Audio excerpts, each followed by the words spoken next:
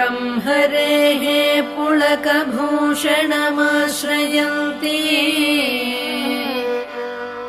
भृङ्गाङ्गनेव मुकुलाभरणम् तमालम्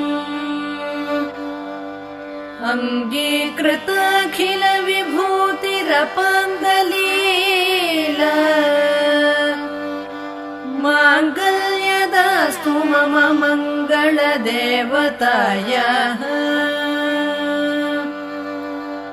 मुग्धा मुहुर्विदधति वदने मुरारेः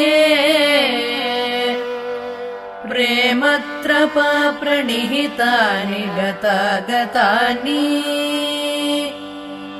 मालादृशोर्मधुकरीव महोत्पलेया सा मे श्रियम् दिशतु सा